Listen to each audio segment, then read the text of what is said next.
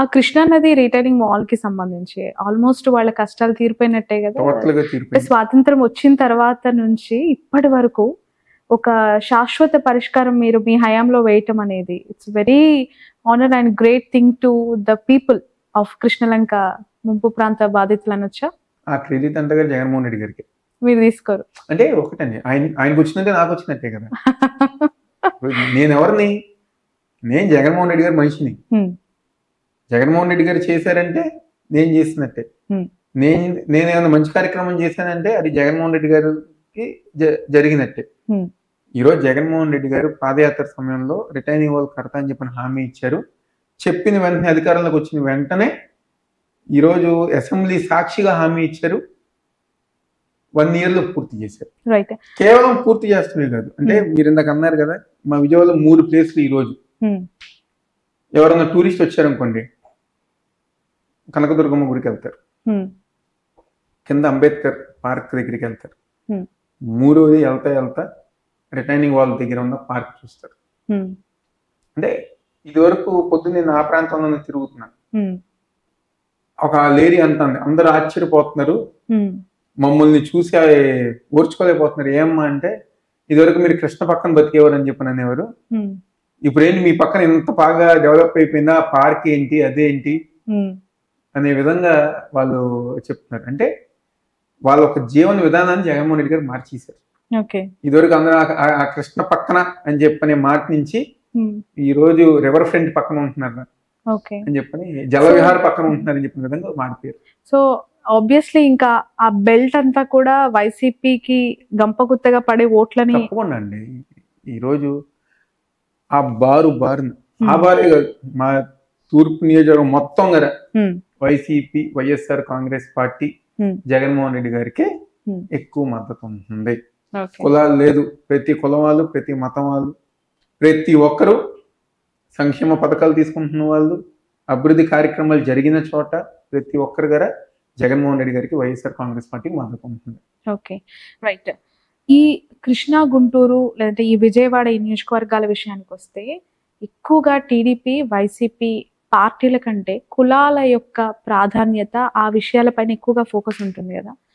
ఇక్కడ టీడీపీ అంటే కమ్మ, వైసీపీ అంటే రెడ్లు అనే ఈ సపరేషన్లో మీకు ఎప్పుడైనా క్యాస్టిజం అంటే ఆ సామాజిక పరంగా మీరు గతంలో కూడా ఈ అమరావతి ఇష్యూ అవ్వచ్చు లేదంటే క్యాపిటల్ ఇష్యూస్ పైన మాట్లాడే సందర్భాల్లో మీరు కూడా కొన్నిసార్లు విమర్శించాల్సిన పరిస్థితి వచ్చింది. సో ఇప్పుడు వాళ్ళకి ఎలా దగ్గర అవుతూ ఉన్నారు? ఎక్కడో ఒక దగ్గర మనసు నొచ్చుకునే అవకాశం ఉంటుంది కదా వాళ్ళు. ఒకటండి, మనందరం గారు మర్చిపోయిన విషయం ఏంటంటే, అంటే మర్చిపోయేలాగా చేసిన విషయం ఏంటంటే, తెలుగుదేశం పార్టీ మీడియా వాళ్ళు అమరావతి గారు క్యాపిటలే. అమరావతి క్యాపిటల్ కాదని ఎవరు చెప్పారు? Visakhapatnam executive capital, Amaravati legislative capital, judicial capital వచ్చేసి కర్నూలు.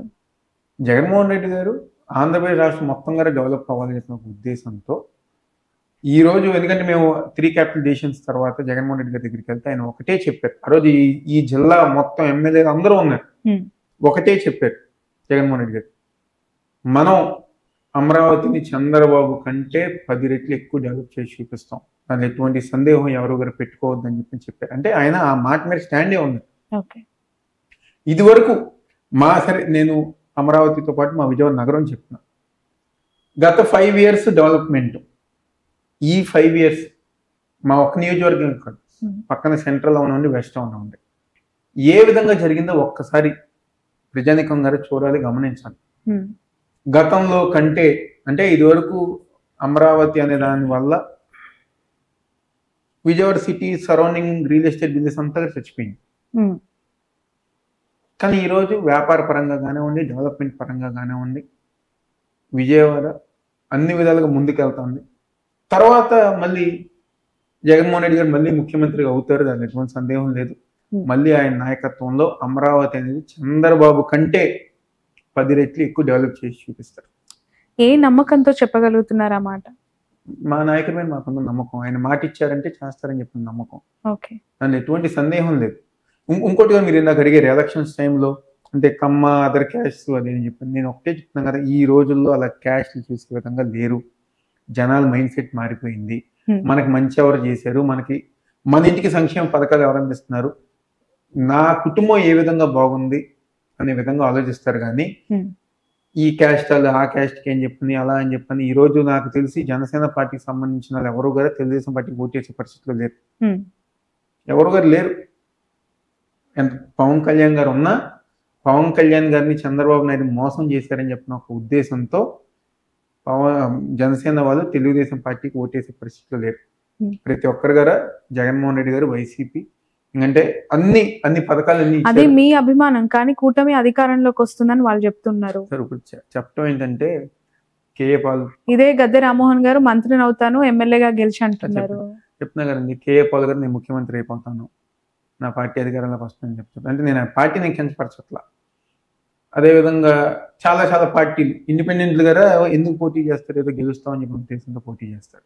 కాబట్టి ఆ కూటమి ఫ్లాప్ అయిన విషయం నరేంద్ర మోడీ గారి అర్థమైపోయింది మొన్న మీటింగ్ లో. గద్దె రామ్మోహన్ గారు జనాల్లో తిరుగుతున్నప్పుడు నువ్వు మాకు ఏం చేసావు, నువ్వేం చేయలేదు అని చెప్పేసరికి మీరు ఒకసారి చూడండి, 10 రోజులు బయటికి గారు అట్లా ఊరిన ఫ్యామిలీ మెంబర్స్ ని పంపిస్తున్నారు, కానీ రామ్మోహన్ అనే వ్యక్తి బయటికి రాట్లా.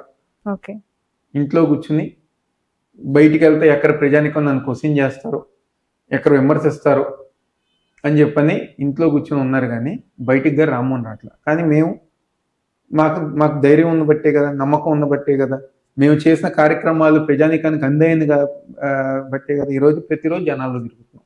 Okay, right. టీడీపీ పార్టీ నుంచి మీరు బయటకు వచ్చి వైసీపీలో జాయిన్ అవ్వడం జరిగింది. అక్కడ కూడా మీలాంటి ఒక యువ నేత రాజకీయాలకి దగ్గరై రాజకీయాల్లో ఎంతో కొంత కొత్త రక్తాన్ని తీసుకురావాలని తపన పడుతూ ఉన్న వ్యక్తిగా నారా లోకేష్ ఎస్టాబ్లిష్ అవుతున్నారు.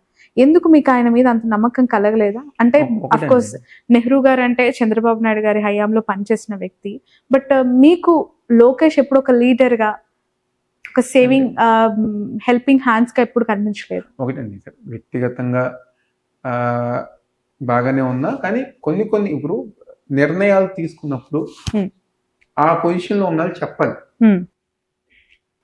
నా భవిష్యత్తు ఒకటే బాగుంటే చాలు, వాళ్ళ భవిష్యత్తు ఏదైనా పర్వాలేదు అనుకుంటే, ఎవరి భవిష్యత్తు అది ముఖ్యం ఉన్నప్పుడు, ప్రజలకు ఇంకా సేవ చేసే అవకాశం ఉన్నప్పుడు తప్పకుండా వేరే నిర్ణయాలు తీసుకోవాల్సి వస్తుంది. Okay, right. గతంలో మీరు కేసినేని నాని పైన పోటీ చేశారు కదా, ఎంపీ క్యాండిడేట్ చేశాం. ఇవాళ రోజున ఆయన్ని మీరు పార్టీలోకి ఆహ్వానించారట, మీరు రమ్మంటేనే ఆయన వచ్చారని టాక్. అంటే వ్యక్తిగతంగా నాని గారితో చాలా దగ్గరగా ఉంటాం.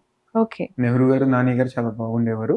నేను గారు వ్యక్తిగతంగా నాని గారు అంటే పార్టీలతో సంబంధం లేదు. ఆయన వేరే పార్టీ అయినా, నేను అప్పుడు వైసీపీ అయినా, ఏదైనా ఫంక్షన్ లో అయినా లేకపోతే అక్కడ వ్యక్తిగతంగా కలిసినప్పుడు ఇద్దరం గారు మాట్లాడుకుంటాం, ప్రేమగా పలకరించుకుంటాం. ఆయన విషయంలో జరిగింది గారు అన్యాయం, అంటే మా విషయంలో ఏ విధంగా ఇది జరిగిందో ఆయన విషయంలో కూడా అదే విధంగా జరిగింది. 10 సంవత్సరాలు దాదాపుగా 20 సంవత్సరాలు వస్తుంది. 2013 అంటే 10 సంవత్సరాలు ఏమీ లేని తెలుగుదేశం పార్టీ 2013లో ఆస్తులు అమ్ముకుని అన్నీ చేసి పార్టీ నిలబెడితే 10 సంవత్సరాలు అంత వేవులో గారు ఎంపీగా గెలిచిన వ్యక్తిని ఎవరో 100 కోట్లు 200 కోట్లు ఇస్తున్నారని చెప్పని నువ్వు పార్టీకి అక్కర్లేదని చెప్పడం ఎంతవరకు కరెక్ట్ అని. 14లో ఈ జిల్లాలో తెలుగుదేశం పార్టీకి దిక్కెవరు అంటే కేసీఆర్ నాని. అలాంటి వ్యక్తి 2019లో ఇంత గాలిలో గారా వ్యక్తిగతంగా ఎంపీ అయిన వ్యక్తి నిజంగా తెలుగుదేశం ఇమేజ్ ఏం కాదు. వ్యక్తిగతంగా ఆయన చేసిన కార్యక్రమాలే ఆయన ప్లస్ అయ్యాయి కాబట్టి ఆయన గెలిచారు. కాబట్టి అలాంటి వ్యక్తి ఈరోజు మా పార్టీలో ఉంటే బాగుంటుందని చెప్పిన ఒక ఉద్దేశంతో ఆ ఇష్యూ జరిగినప్పుడు నాని గారిని నేను అనుకునేగా చాలా మంది, శ్రీను గారు ఉన్నారు, అరుణ్ గారు ఉన్నారు, పెద్దలు చాలా మంది గారు నాని గారితో మాట్లాడితే ఆయన గారు జగన్మోహన్ రెడ్డి గారు లాంటి కమిట్మెంట్ నాయకుడి దగ్గర ఉండాలి అని చెప్పిన ఒక నిర్ణయంతో వచ్చారు. ఈరోజు అదే విధంగా 7 నియోజకవర్గాల్లో గారు ఆయన వచ్చిన తర్వాత వైఎస్ఆర్సీపీ పార్టీ ఇంకా బలం పుంజుకొని ముందుకెళ్తాం జరుగుతుంది. Modern businesses pose several challenges and it is imperative that I'm ready to face them. The course curriculum, infrastructure and faculty at Sun is the perfect grooming ground for me. Sun International, Hyderabad, Visakhapatnam.